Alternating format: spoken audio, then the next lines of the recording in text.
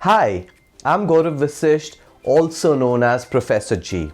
I am a teacher at Leap Waters. Today, I will talk about the best exercise for your brains, and the topic is reading books is the best brain workout. If I came and told you there is one thing you could all do which would make you more imaginative, make your memory better, probably improve your personal relationships, make you a nicer person, you would probably be very skeptical. And if even more so, if I said something like that it costs nothing, and probably everybody in this room, everybody can already do it. Now you would have probably have guessed by now, that I'm talking about reading. There's a clue in the title. But I'm not talking about the sort of reading that we all know is incredibly important. That is, the sort of reading we do for education, the sort of reading we do for administration, the sort of reading we have to do nowadays just to get through life. I'm talking rather about fiction, stories, narratives. Fiction, stories, narratives. The sort of reading where you are reading things from inside other person's head, where it takes you right inside the character's emotions and feelings and actions. So you are seeing it from their perspective. Interesting, right? That's the sort of reading which is the best thought of as pleasurable, and at worst, quite often as a waste of time.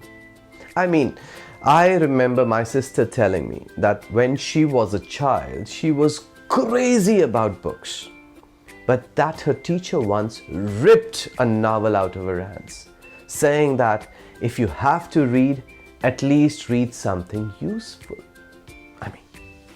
Wow. What I want to tell you today is something very different.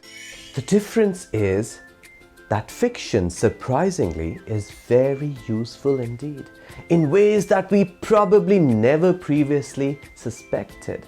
In fact, it's more important, probably again, than any other form of reading.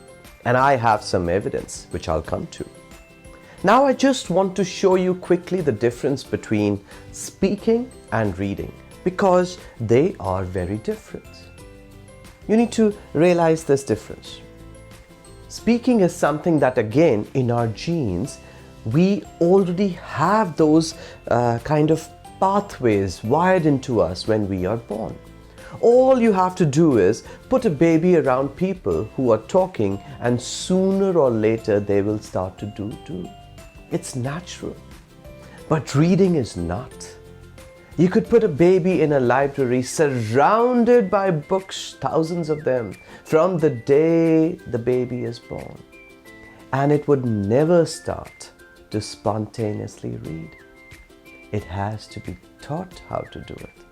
And this is the reason speech has been with us for at least 100,000 years. Wow. 100,000 years. Quite time for natural selection to actually get it wired into our brains. But reading? It probably only started about 5,000 years ago.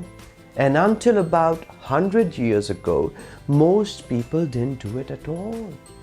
So rather than being able to use those pre-wired, intuitive, if you like, these pathways every time, every person who learns to read has to do it afresh. And that means making new pathways, individual pathways, the sort that individuals do make all through their life. Every time they have an experience, it will lay down a memory or a new habit. They create pathways on top of a basic blueprint. That's what we have to do when we read. So it's not easy. These are really complicated networks that are being formed in our brains when we read.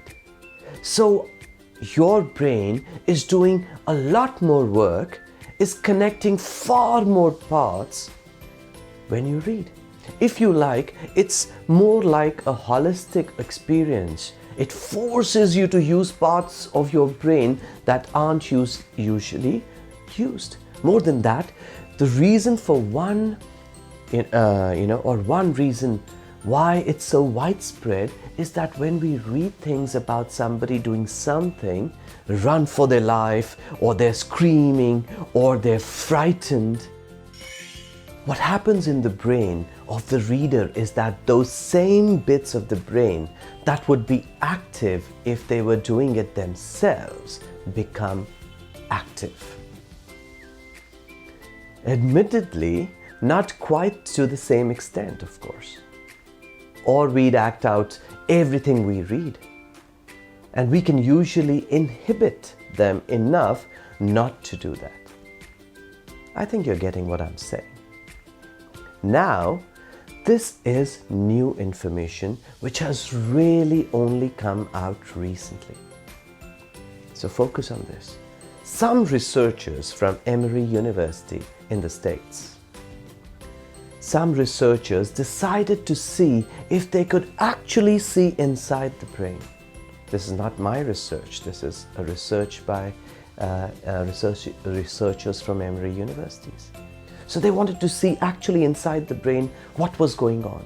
And this, researchers set out to see if this was something that could actually be seen inside the brain physically.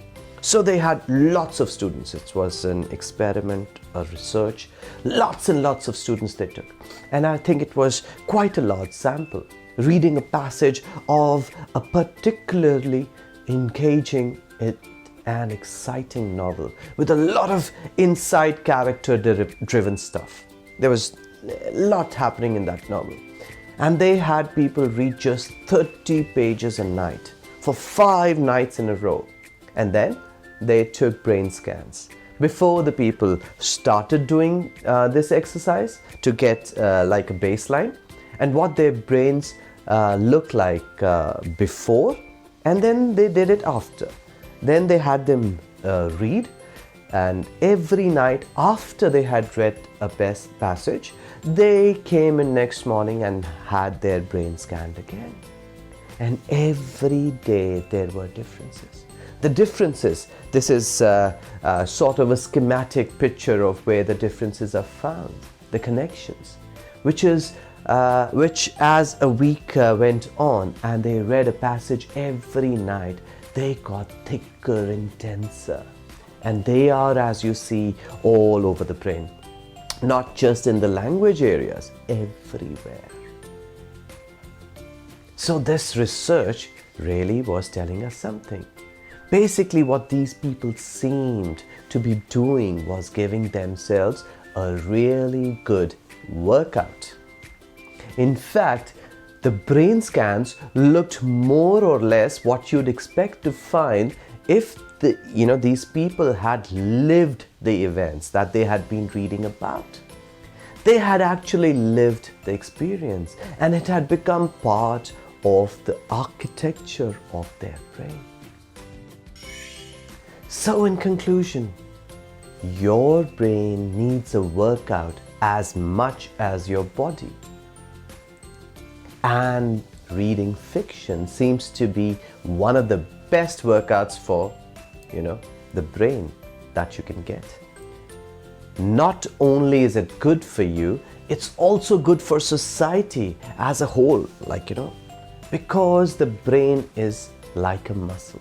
The more you force yourself through books to take other people's perspectives, to sympathize, to empathize with other people, the more sympathetic and empathetic a society we will have.